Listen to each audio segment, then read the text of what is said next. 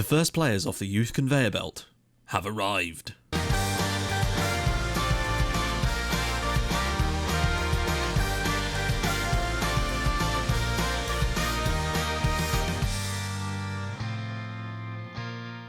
Hi guys, and welcome back to another episode of Building a Nation with FC Midtjylland. If you are still enjoying the series, do hit the like button, that would be fantastic. If we could get 500 or 600, that would be superb as well. Now, I bit off a bit more than I could chew this month in terms of the number of fixtures. I'm still done it, and we're here where we are, but it's taken me way longer than I wanted it to. So I think what we might have to do is start doing winter transfer specials as well, potentially. Still with a couple of games, but just not 5, because it just took way too long to go through all those months whilst doing research on players and stuff, and then have to play 4 games as well, because it's a long time in game time, and it's taken me about the same time as it would take to do 2 episodes, which is not ideal, really. And I know that obviously more games in the episode is always great, but you've got to understand that for every extra game I do, that's an extra 20 to 25 minutes of editing and recording that has to be done for each one. So just bear that in mind. It's difficult for me to do this. I'm trying to do my best, basically, which is why sometimes we have a few less, sometimes we have a few more. Plus, this would give me more chance to talk about the transfers that we've made, basically. So anyway, let's get into the fixtures. We've played a few games, obviously, and I'll join you guys in a sec for the final game of the first phase, so we can see what happens after that. Royer. Juland, lots of space out wide. Monk scored. Can he find a cross? Goes all the way across for Kian Hansen at right back. Can he find a ball? He can. It's Sobby and it's 1-0. We've not really deserved it. We've played pretty damn appallingly today, but if we can get another win, it will just push us that little bit closer to the title. That's where we need to be. Out wide for Hansen. Can he find another good ball? Finds a cross. Pusic's header, and it is 2-0 Midtjylland, and that is what we needed to wrap up the game. We've been appalling. Injuries galore, but we are winning still, and that's the main thing. There we go. 2-0. It's another step closer to the title, and that's all I really care about right now.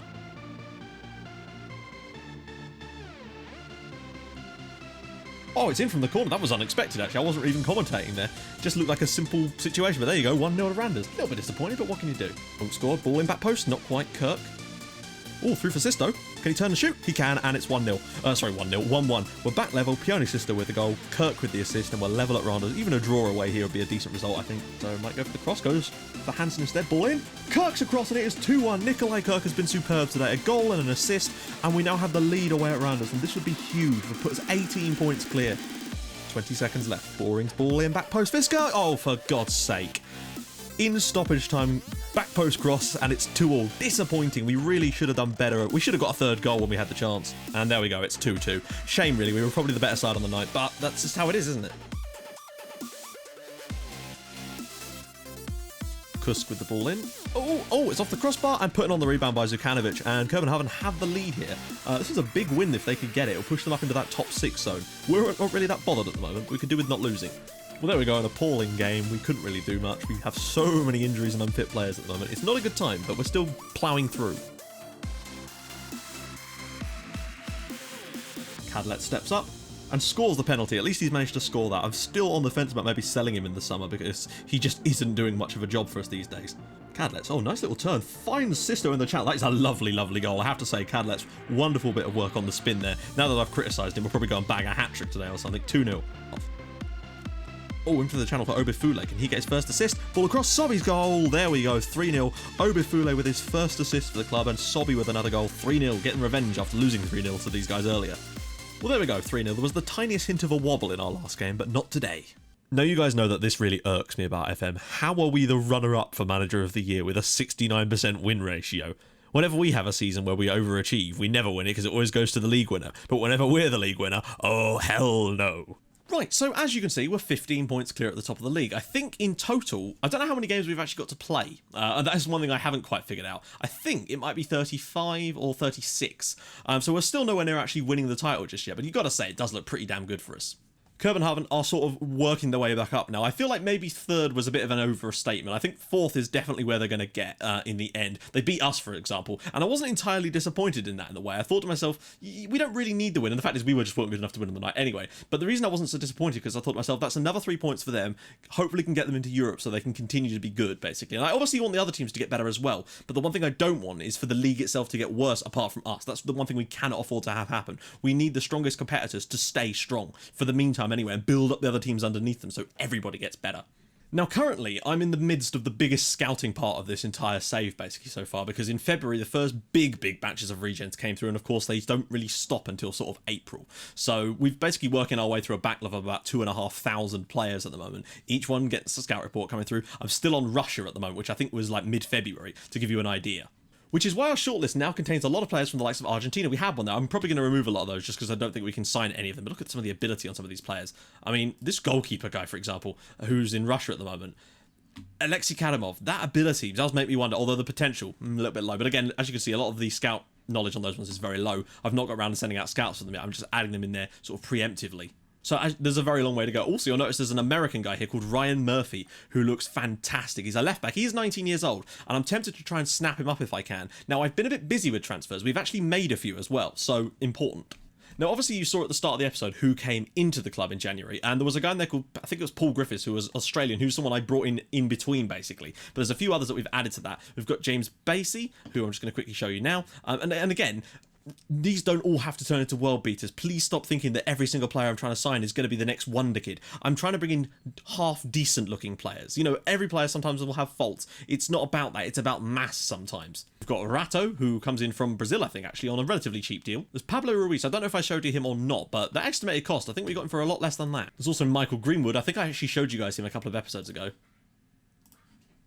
And Daniel Cuyo, who, again, I just felt that we needed to bring some of these guys in, basically, just to get some numbers, get some players coming through. That's the plan, anyway. Unfortunately, Mikkel Anderson wouldn't agree a new contract and is now leaving for Levante at the end of the season, but, you know, swings and roundabouts.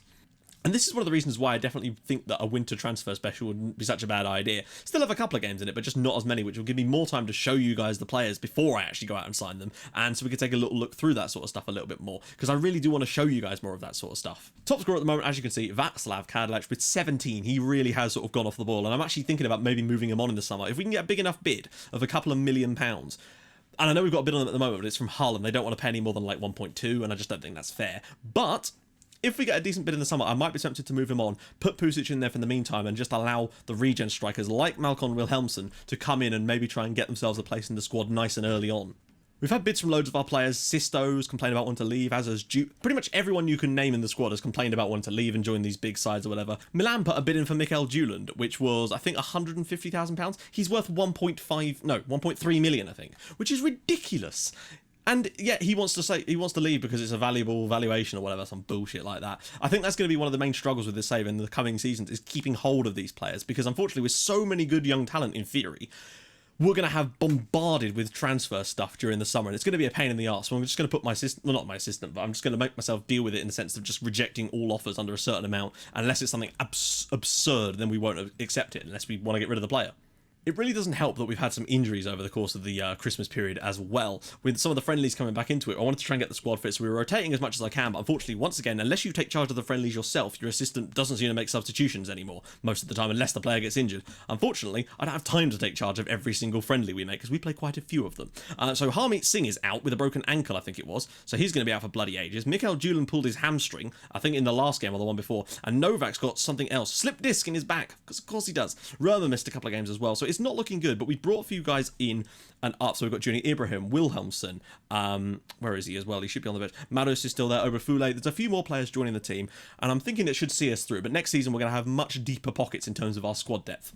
And I still think we'll be able to get over the line comfortably with what we've got left. It's just I'd rather have a little bit deeper pockets in terms of the squad depth, which is fine. Next season, that will come. Don't worry about it. But he came back for the last game, but I feel like he could probably do with a rest here. I might get him on as a sub to get some of that match fitness back. But for now, Kian Hansen will start.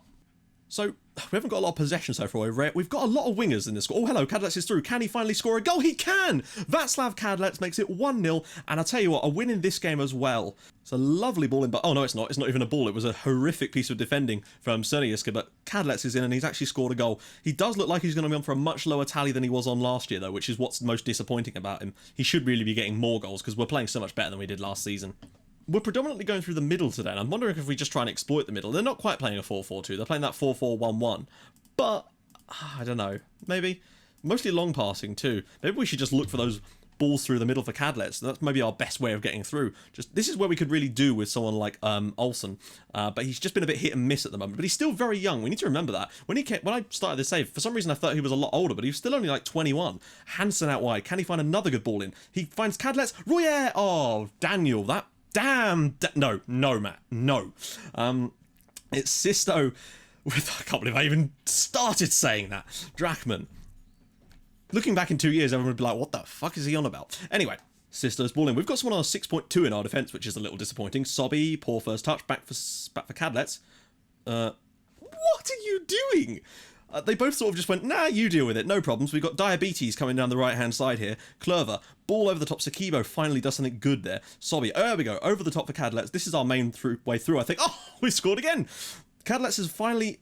This is where he seems to really excel. When we're playing those balls over the top through the centre of the pitch. He's not bad in the air, but he doesn't win a lot of headers, really, does he?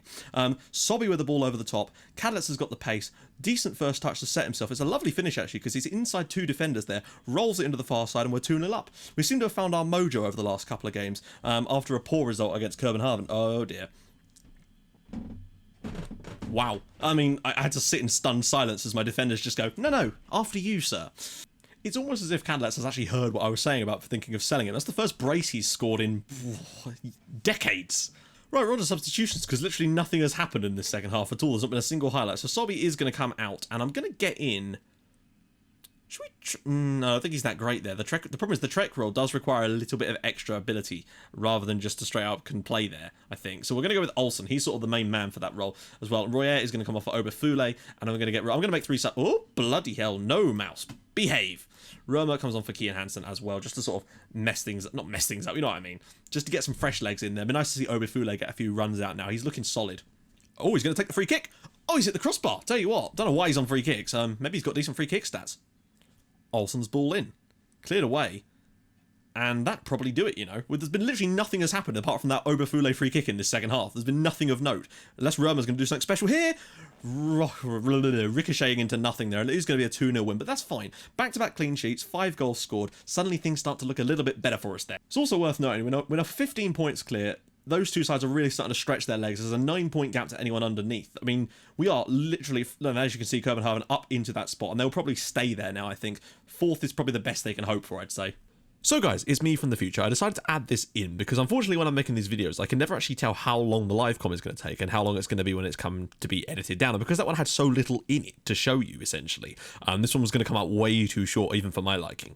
So I thought we'd do a couple of extra things. The first of which is checking to see on Copenhagen, and unfortunately they managed to come 3rd in their group behind Borussia Mönchengladbach, which frankly is not a bad performance. Again, they got 8 points from a Europa League group that had Borussia Mönchengladbach and Inter in it. So they're clearly competitive on these fronts. I just wonder what on earth is going on with them in the league. Hopefully they can get back into it next season and not have to worry, and hopefully they can get to the group stages again. But unfortunately they might struggle a bit more if they get a lower qualification spot, because it means more qualification rounds, and that's not ideal because we really do need them to keep getting to this group stage, at least for now, until we can get them into the Champions League automatically or something.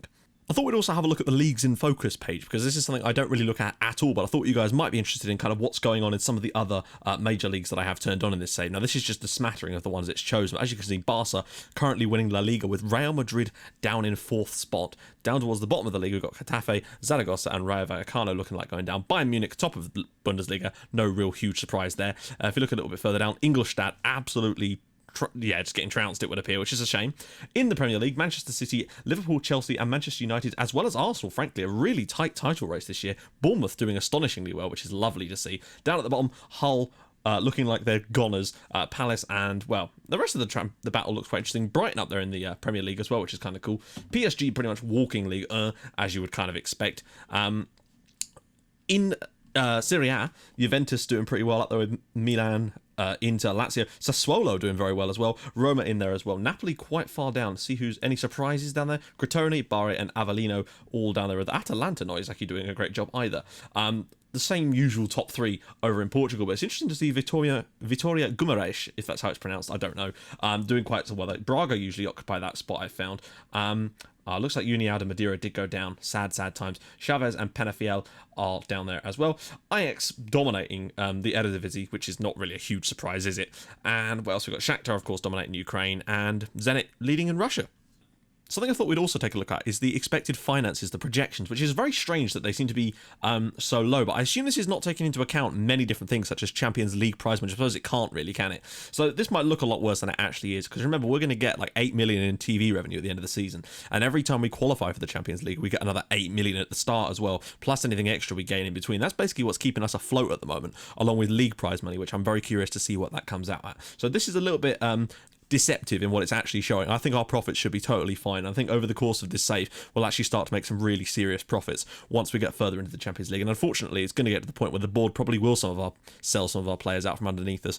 But that will earn us some money, I guess, if nothing else, whilst making me very annoyed. So here's the new set of fixtures. Championship group all the way to the end of the season now. So we're going to break it down into two, basically. So one against Nordsjælland there, and then final day of the season against Copenhagen. So we basically get to play against them twice each, so that would take the season to a grand total of, I believe, 36 matches, so 3 more than last year. But I feel like with 10 games to go, 15 points clear, we should be pretty much home and dry, and plus we get to play against our rivals for the next 10 games, so it's going to get a lot more tense. I'm interested to see how the bottom half of the table sort of plans out over that time. So next episode is going to be home game against Nordsjælland, who are one of the weaker sides in that little group. I'd have to say it's them and Randers, I guess, are the two. Well, you know what I mean. Anyway, so if you have enjoyed this episode, guys, do smash the like button. That'll be fantastic. And I will join you guys in the next episode for the game against Nordsjælland as we try to finish off the season with a bit of style and hopefully get a decent level of points tallied towards the end. I'd like to think so. And hopefully some of the new guys will bed in over that time. I'll see you guys soon. Thank you so much for watching. Bye-bye.